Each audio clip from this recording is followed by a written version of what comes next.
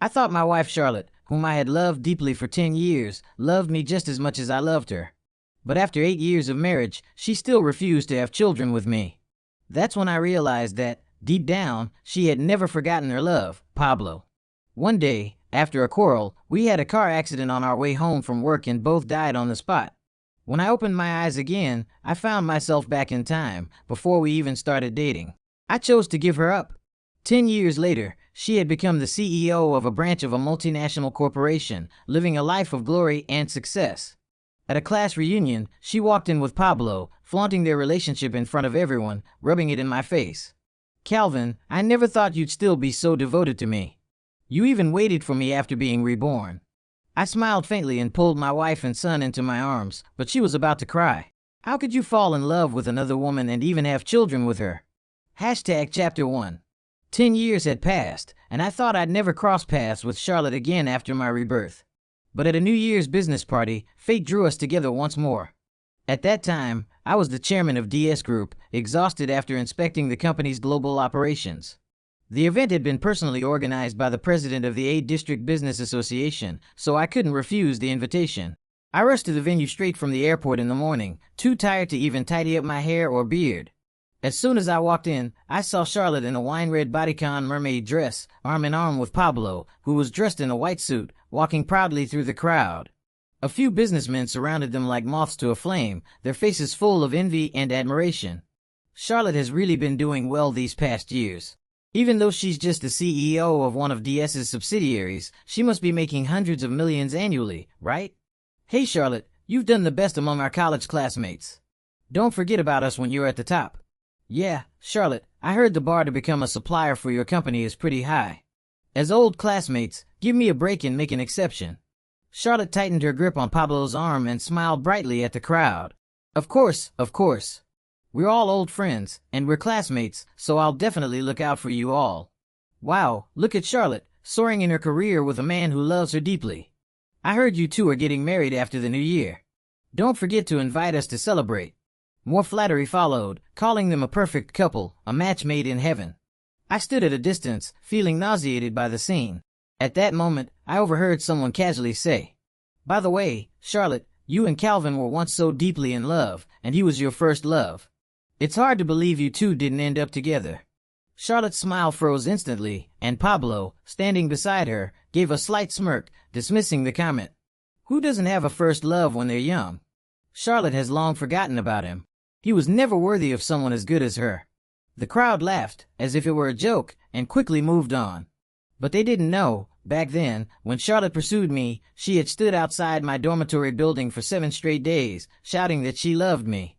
This even caught the attention of the school's administration, and in the end, I was moved and chose to be with her. She once told me I was the only man worth loving in her life and the only one she wanted to have children with.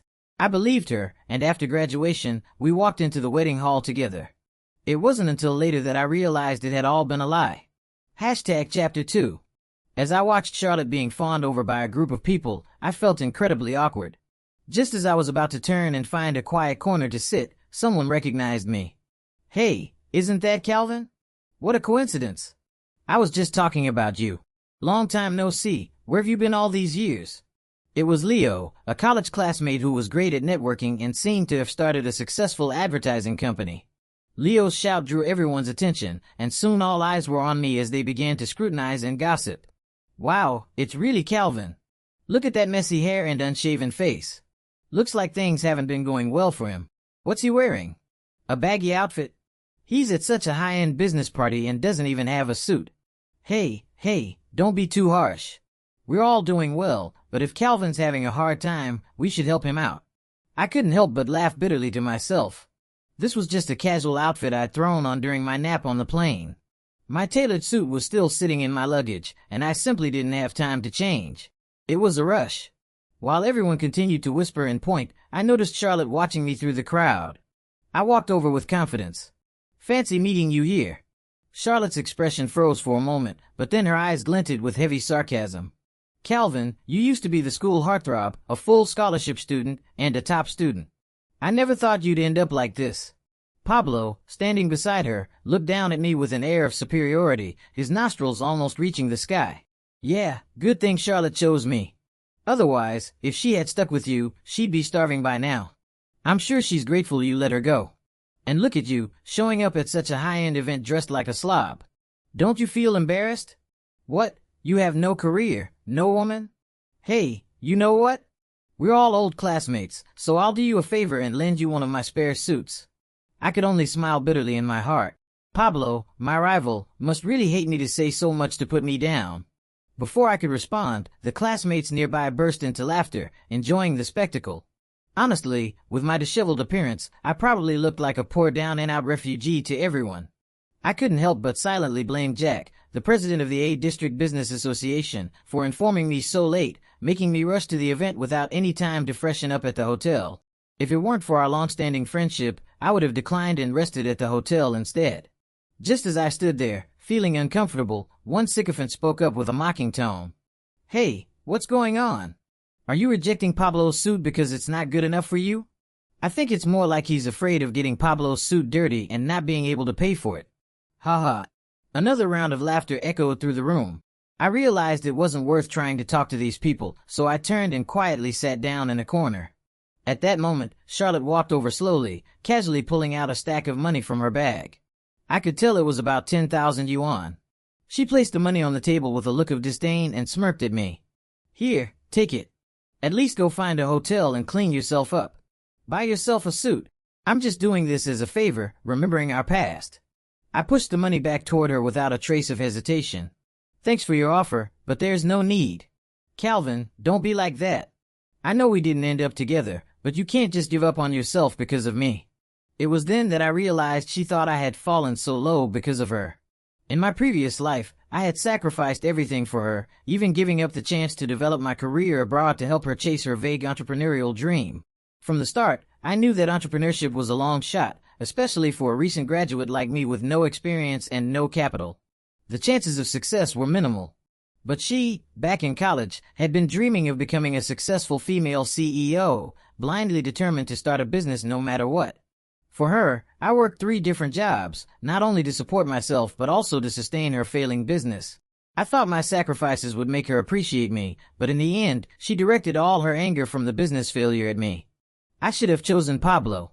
He might not be as handsome as you, but at least he's rich and can actually help me succeed. Look at you, what do you have besides a nice face? Love? Haha. Can love pay for my business? After that, I realized that all my sacrifices had been in vain, that I was the one being foolish and desperate. I once sat on the rooftop, drunk and heartbroken in the middle of the night, almost giving in to the urge to jump. But I loved her so much and couldn't bear to give up on her, so I thought maybe having a child together would hold our relationship together. Charlotte, didn't you say you wanted to have a child with me? Forget about the business for now, let's just have a child. But to my surprise, she slapped me across the face and looked at me with disgust. You can't even take care of me, and you want me to have a child with you? Ask yourself, do you even deserve me?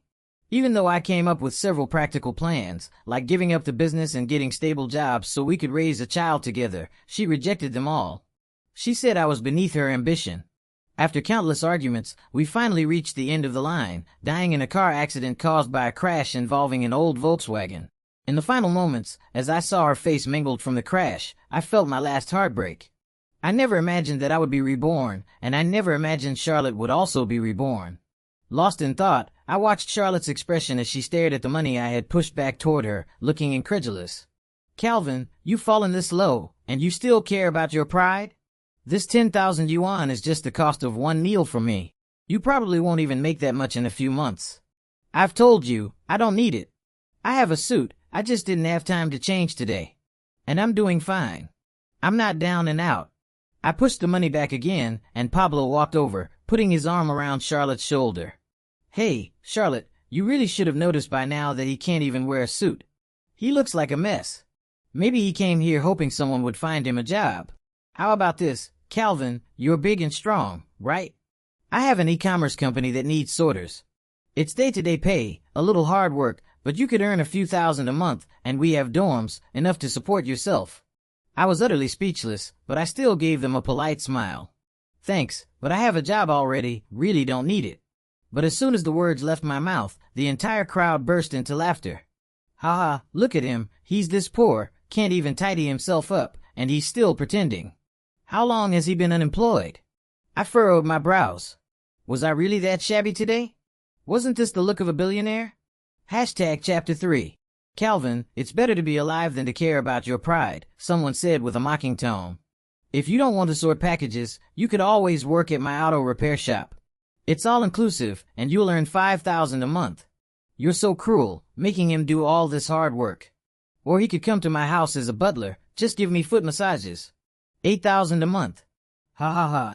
Everyone gathered around me, throwing all sorts of sarcastic comments, and Charlotte's smugness was practically overflowing. She crossed her arms and looked down at me, sneering. Are you still pretending to be so high and mighty? Look at all of us, and then look at yourself.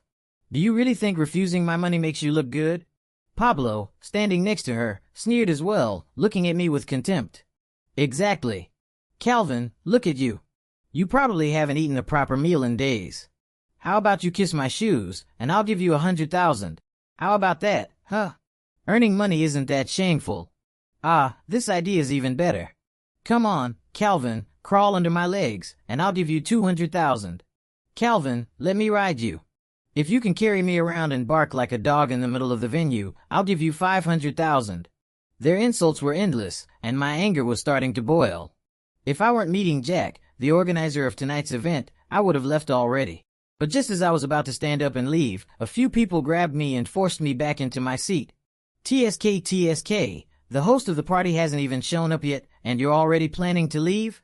Don't you think you're embarrassing Mr. Jack? One person mocked. That's right, I heard Mr. Jack specially invited Mr. Falk, the chairman of the DS multinational group, to give a speech tonight. We don't even have the chance to meet him. You're really going to leave before the big guy arrives. Charlotte was practically gleaming with pride, holding her glass of wine and swaying it with excitement. I heard that Mr. Falk is a mysterious person, but as the president of a branch in Area A, I've never even met him. This is a huge opportunity for me. If I impress him tonight, I might be the next president of Area A. Her determination made all the sycophants around her perk up even more. Miss Wu, I've heard the president of Area A's position might be up for grabs, and I'm sure it'll be yours. Miss Wu, if you become the president, we'll all be relying on you for support. I heard Mr. Falk is still single. Charlotte, if you catch his eye, your future will be limitless. The crowd's comments got more absurd by the second, and I couldn't take it anymore.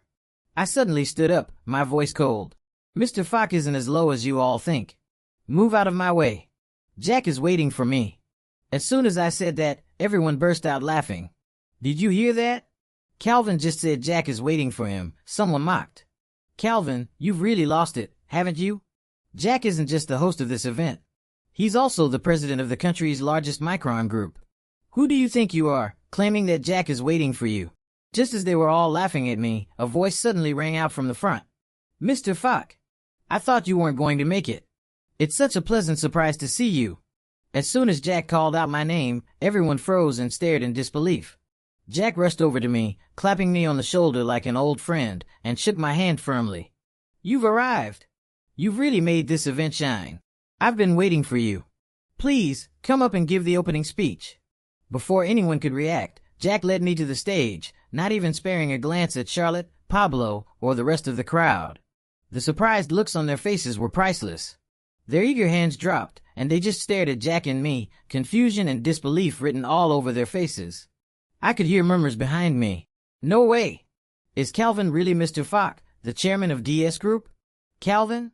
How could he be Mr. Falk? That doesn't make sense. Mr. Falk is a huge figure. There's no way he's the same person as Calvin. Forget it.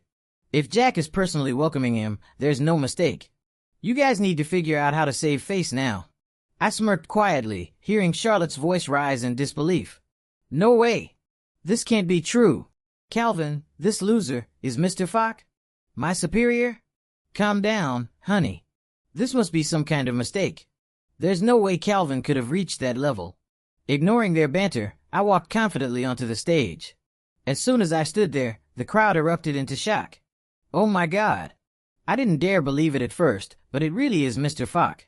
I saw him once back when I was in M Country. It's really him, but his appearance is so casual today. I didn't recognize him at first. Hey, you don't get it. Big people like him are always low-key and private. He's probably just here for a vacation. I scanned the crowd and noticed Charlotte's furious glare. I ignored it and quickly turned my attention back to the audience. I adjusted the microphone and smiled lightly, addressing the crowd. Everyone, I apologize for my appearance. I just arrived straight from the airport, so I didn't have time to change.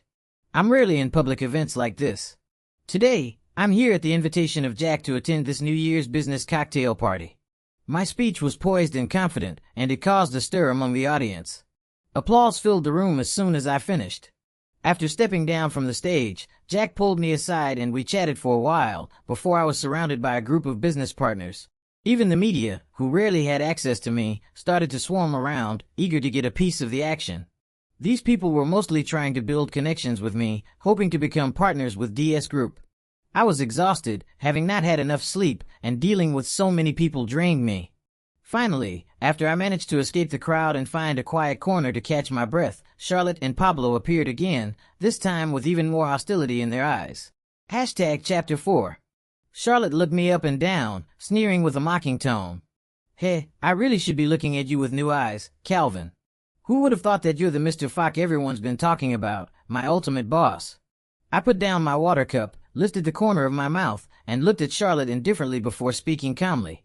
So, Ms. Wu, the president of a small subsidiary under my A-Region division, what brings you here? Planning to apply for a promotion or a raise? Why you? Charlotte stammered, but quickly recovered. Who says I wanted to be the president of A-Region? If I had known you were Mr. Fock, I wouldn't even bother being the president of your subsidiary. Her words, which revealed her true thoughts, caught me off guard. I just smiled and looked at her, shrugging slightly. In that case, I might as well tell you. I am considering adjusting the selection for the A-Region president, but it won't be you. Don't get your hopes up.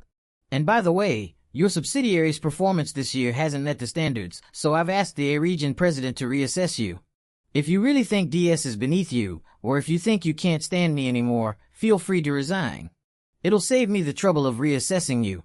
Charlotte's face turned from pale to flushed as she bit her lip, unable to speak for a long time. I scoffed inwardly. She wouldn't dare resign. At this small subsidiary, she earns hundreds of millions each year, maybe even tens of millions. The billions she talks about are just for show. The reports don't lie. I've been watching her since she first joined this company. She got lucky and became president, and a few years ago, she brought in a few good suppliers, which helped save costs and increase profits. That was fine. But these last 2 years, she's been getting too full of herself. She signed deals with unreliable connections, and this year, the profits have turned negative. As the president of DS, I always make decisions objectively and rationally. I didn't refuse her back then just because she was my ex, and I won't give her special treatment now for the same reason. I couldn't believe she'd been inflating herself behind my back, even having people insult me like I'm a dog. My words left Charlotte humiliated, while Pablo, standing by her side, became upset. Calvin, don't think you're so great just because you're Mr. Fock. So what if Charlotte's not working at your subsidiary anymore? If she strikes out on her own, she'll be successful. At that moment, the group of sycophants who had been flattering Charlotte and Pablo earlier now turned on them. Hey, Charlotte, you've been bragging about how great the company is under your leadership. Turns out it's all fake. If Calvin hadn't spoken up, we might have thought you'd get promoted to the president of A-Region. But now you're getting fired, huh? And Pablo, you're such a mama's boy, mooching off Charlotte like that. What a shame. In the blink of an eye, Charlotte and Pablo became the targets of ridicule. They were no longer seen as a perfect couple, but rather as failures. Calvin, we were fooled by Charlotte. We didn't know you were Mr. Fock. Please don't hold it against us. Yeah, Calvin, our company just became partners with your subsidiary. We'll be counting on you. Hey, Calvin, thank goodness you dumped Charlotte. Anyone who stays with her is bound to have a miserable life. Hearing the immediate change of attitude from these fair-weather friends, I remained completely indifferent and calmly sipped my tea. Charlotte and Pablo's faces were visibly embarrassed. Charlotte, still holding onto her pride, gritted her teeth and spoke coldly. So what? Even if your career is successful, you're still all alone, a man with nothing but a lonely life. You can't even keep a woman. Hey, I think you're still hung up on me. If you still love me, just tell me. I'm not against breaking up with Pablo and getting back together with you. Charlotte's words completely stunned me. In her eyes, I was nothing but a failure. Just as I was about to leave, bored by the situation, a sweet, cheerful voice called out from behind me. Daddy.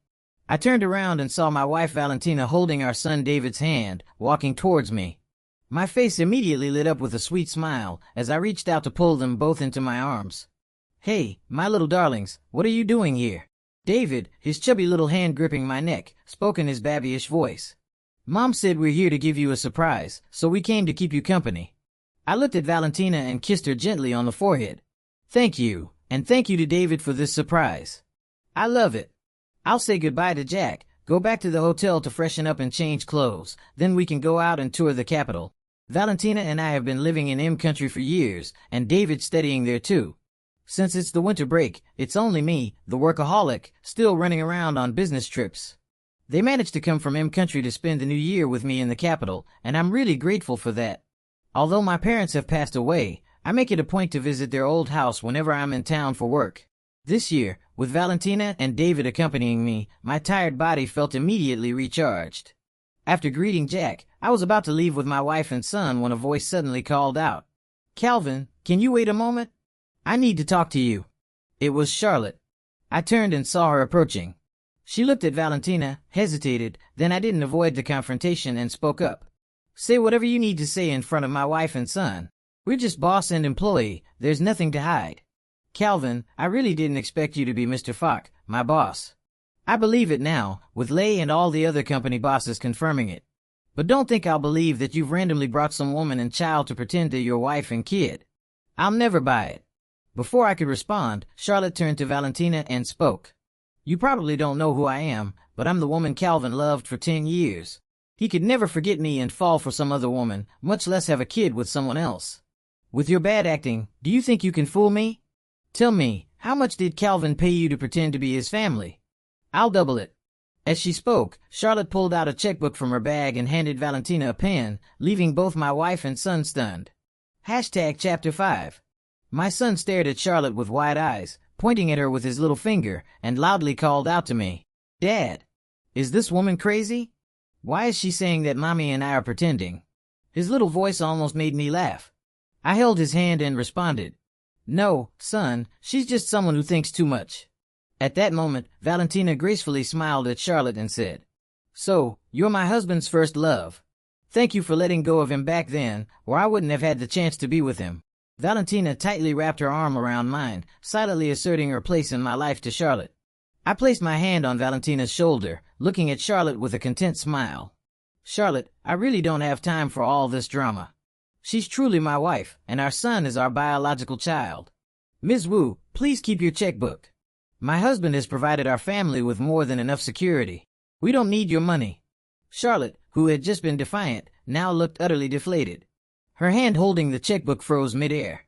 Feeling bored, I was about to leave with my wife and son when some classmates who had just insulted me began to follow. "Hey, Calvin, don't rush off. We didn't get a chance to really talk.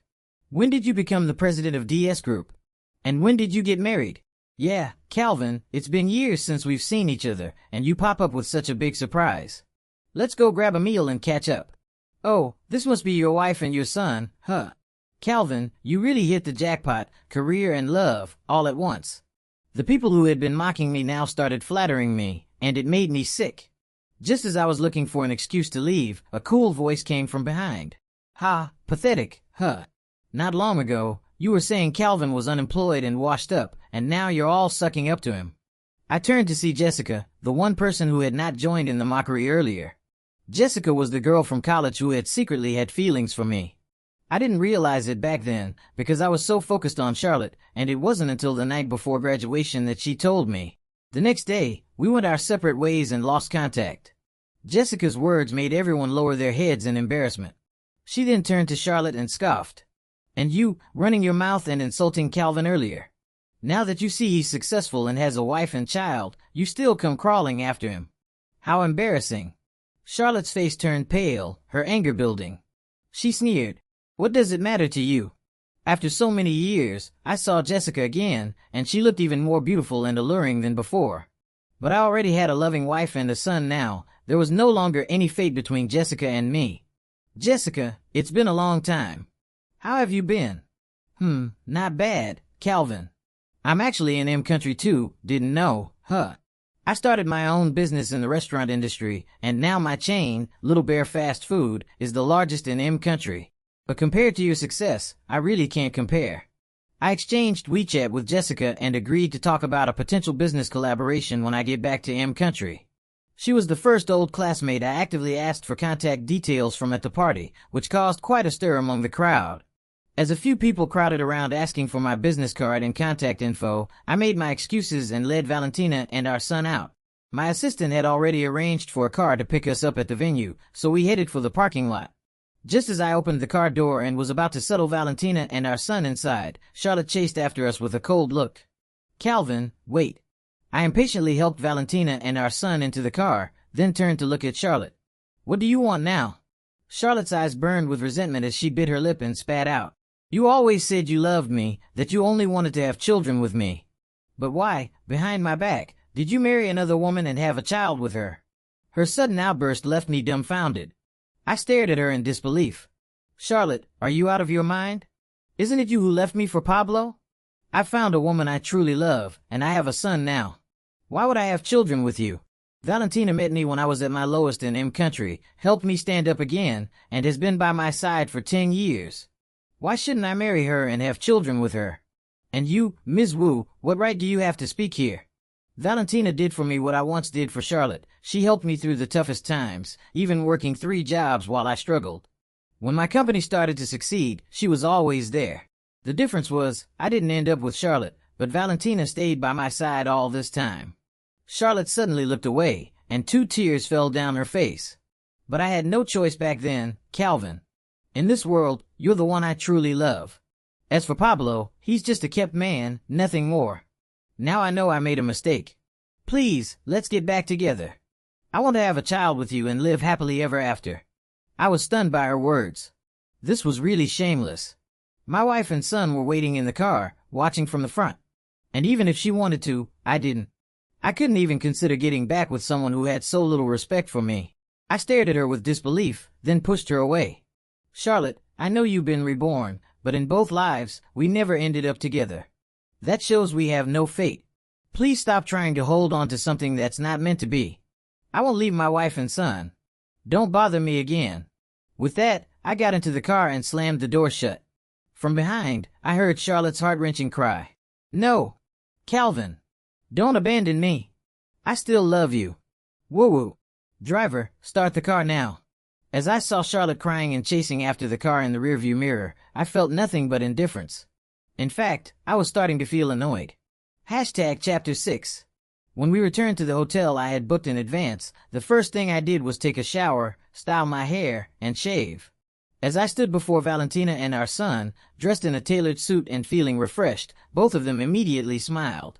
Our son ran over and jumped into my arms, gently touching my smooth-shaven chin, and said sweetly, "Wow, Daddy, you're so handsome. You should be careful that crazy aunt might come after you again." I couldn't help but laugh, realizing that in my son's eyes, Charlotte really did seem like a crazy person. Since settling in M country, I've rarely come back here, except for the occasional business trip to the capital. The only thing here I felt any attachment to was the small courtyard in the South City where my parents once lived. It was the first time I brought Valentina and our son to visit it. The little yard hadn't changed much, with the old coal stove my parents used still in the house, along with some other old items.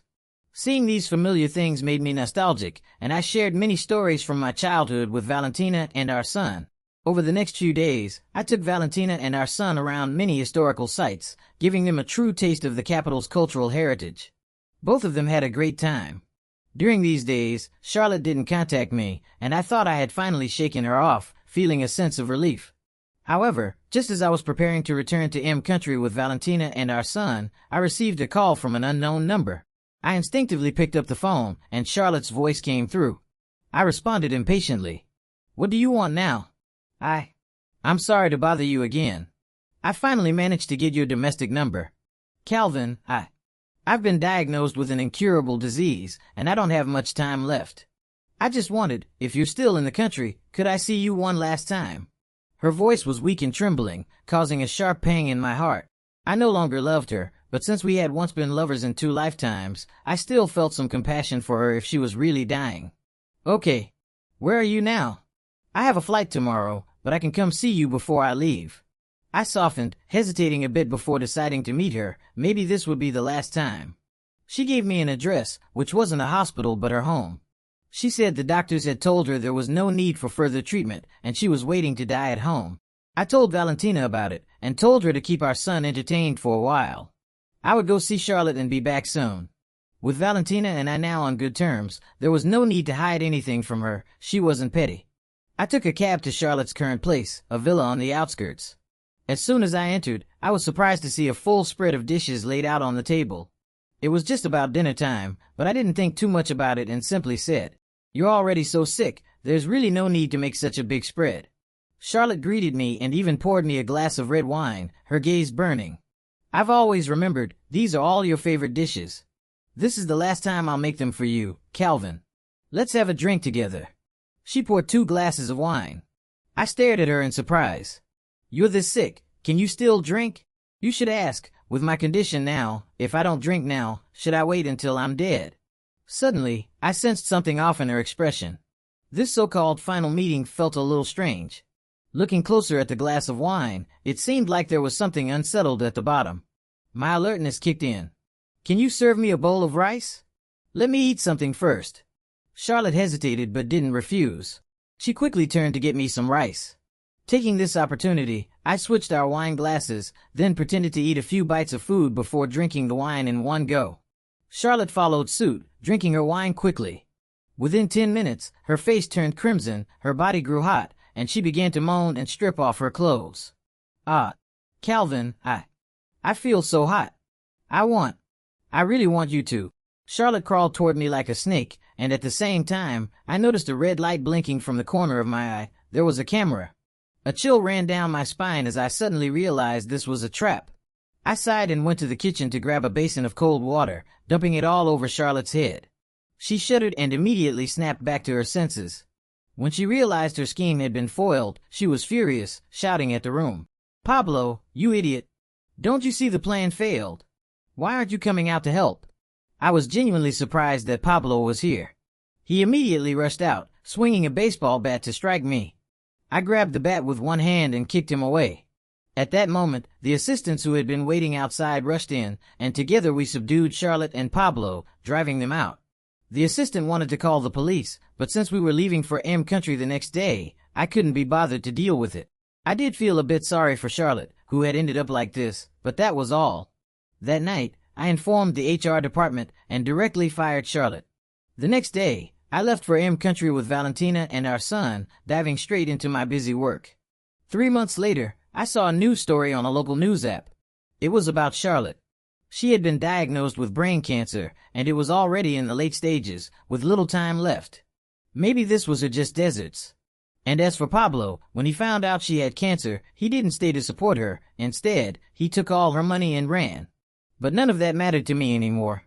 In this life, I had a brand new life to live. The end.